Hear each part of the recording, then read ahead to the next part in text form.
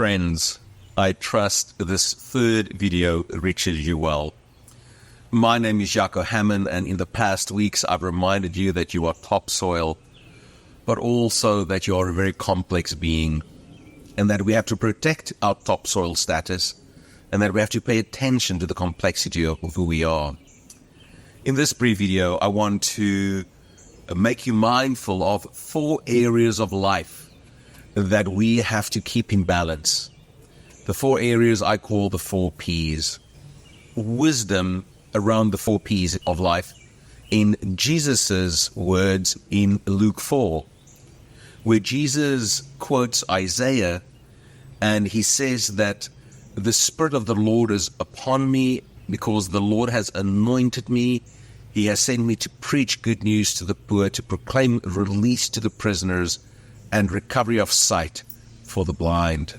Jesus, quoting a Hebrew text, did not say to preach, because Jesus used the word bashir in Hebrew, which actually means flesh. A truer translation of our text would be that God has called you and me, God has given God's Spirit to you and to me, so that we can be good news to others.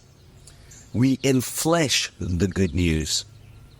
It's not what we say, it's who we are that is important. In other places, in John 4:6, for instance, John says Jesus was tired and he had to rest.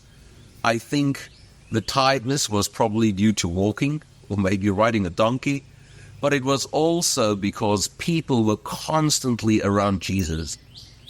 You and I know that being someone, being a body, can be tiring. So you and I have to pay attention to the 4 Ps. And the 4 Ps are first, personhood. You. You have to be in a healthy place and on the way to else. The second P is partnering. Partnering is about our intimate relationships. If we are married, it would be our marriage partner. But it is the people we work the closest with, all of our intimate relationships. Parenting would be parenting kids.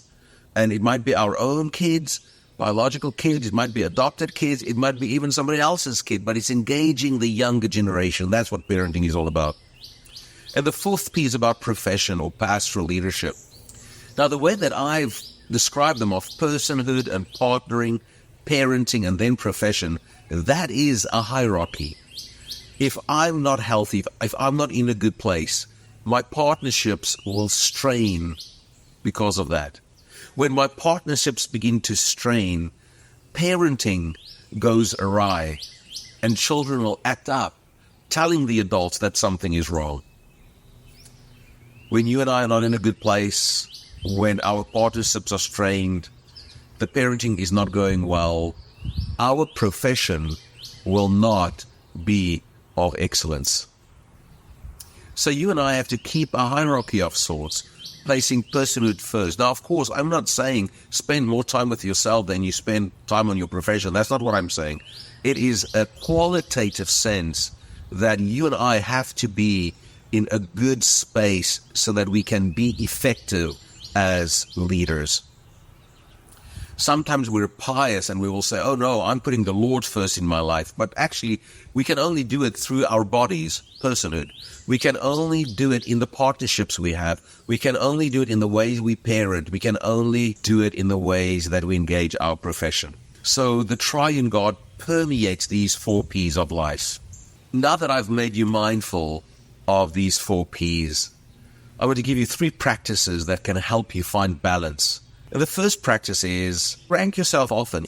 If 10 is, I'm doing a really good job balancing the 4 Ps of life, and 1 is, I'm doing a very lousy job balancing the 4 Ps, and it's totally out of balance or off balance, where do you rank yourself today?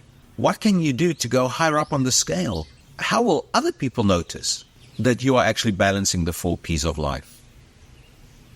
The second practice that I would love to offer you is be mindful about what your mind and your body is telling you. Do you feel authentic and energized, faithful? Are you alive and you feel vital? Or do you feel tired and stressed out? You just go through the motions. Maybe you've become cynical about life and ministry and leadership. Listen to what your mind and body is telling you. And lastly, revisit your call statement. In 1 or 2 sentences, write down what you believe the Lord has called you to do. My call statement is, God has called me to create spaces for other people to grow. If you do not grow through these videos, I am not living into my call and my call statement. Write the call statement in big, bold letters somewhere where you can see it often and remind yourself what the Lord has called you to do. May God be gracious to you as you move towards health, but especially as you balance the 4 P's of life: personhood, partnering, parenting, and profession. The Lord be with you.